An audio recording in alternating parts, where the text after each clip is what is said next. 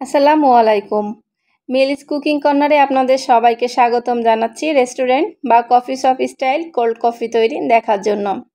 এই প্রচণ্ড গরমে এরকম ঠান্ডা ঠান্ডা এক গ্লাস কোল্ড কফি নিমিষেই কিন্তু শরীরকে করবে রিফ্রেশ। আর এই কোল্ড কফি শুধু রিফ্রেশিং না, খেতে অসম্ভব মজাদার।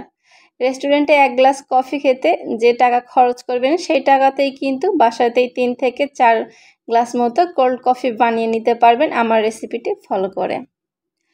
যেহেতু আমরা রেস্টুরেন্ট স্টাইল কোল্ড কফি তৈরি করছি, আর রেস্টুরেন্টে কিন্তু কফিটা সার্ভ করা হয় গ্লাসটা সুন্দরভাবে চকলেট দিয়ে ডেকোরেট করে। তাই কোল্ড কফি তৈরির আগে আমরাও গ্লাসটা ডেকোরেট করে নিব। আর আমার কাছে আজকে চকলেট সিরাপ নেই, তাই আমি একটা চকলেট সস বানিয়ে নিচ্ছি। এজন্য একটা ডার্ক চকলেট নিয়ে সেটাকে আমি কুচি করে নিলাম। এবার এই কুচি করে নেওয়া চকলেটটা নিয়ে নিচ্ছি একটা বাটিতে। এবার এতে দিয়ে দিচ্ছি 2 চামচ মতো গরম দুধ। এখন খুব ভালোভাবে চকলেটটা গলিয়ে তৈরি করে নেব চকলেট সস।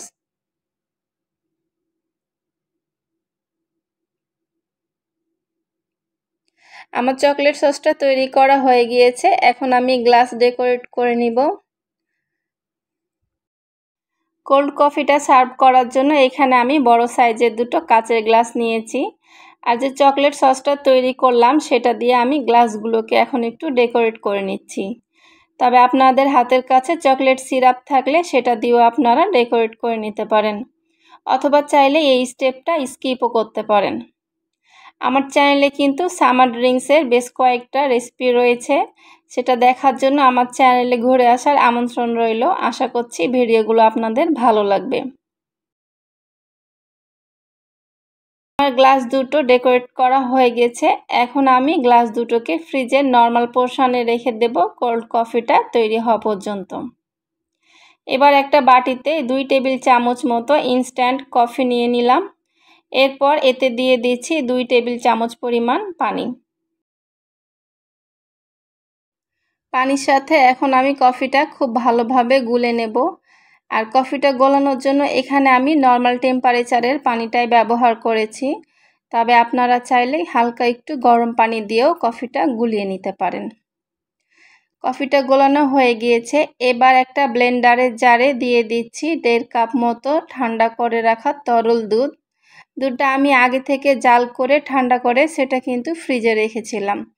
এরপর দিয়ে দিলাম 3 টেবিল চামচ মতো চিনি, 2 টেবিল চামচ পরিমাণ গুঁড়া দুধ, আর সেই সাথে দিয়ে দিচ্ছি গুলে রাখা কফি।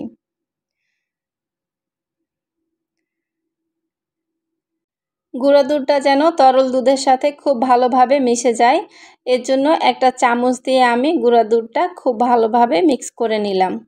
এবার দিয়ে দিচ্ছি কিছু বরফের টুকরো। কফি তৈরি সবগুলো উপাদান আমি ব্লেন্ডার জারে নিয়ে নিয়েছি। এবার আমি ব্লেন্ডার জারের ঢাকনাটা লাগিয়ে সব কিছু ভালোভাবে ব্লেন্ড করে নিব। আমি থেমে থেমে প্রায় 30 থেকে 40 সেকেন্ড মতো ব্লেন্ড করে নিয়েছি। আর আমার কফিটা কিন্তু ব্লেন্ড করা হয়ে গিয়েছে। এখন আমি ব্লেন্ডার জারের ঢাকনাটা খুলে আপনাদের দেখিয়ে দিচ্ছি এটা কতটা ফ্লাপি হয়েছে। আর এরকম ফ্লাপি হলে কিন্তু কফিটা দেখতে আর খেতে অনেক ভালো লাগে। এবার কফিটা আমি সার্ভ করে নিব। কফি সার্ভ করার অনেকক্ষণ আগেই কিন্তু আমি গ্লাস দুটো ফ্রিজ থেকে বের করে রেখেছিলাম, তাই দেখতেই পাচ্ছেন চকলেটটা কিন্তু মেল্ট হয়ে গিয়েছে। তবে চকলেটটা মেল্ট হওয়ার জন্যই কিন্তু কফিটা খেতে আরও বেশি ভালো লাগছিল। আমার গ্লাস দুটো কিন্তু রেগুলার সাইজে গ্লাসের চেয়ে অনেকটাই বড়, তাই কফিটা দুটো গ্লাসেই ধরেছে।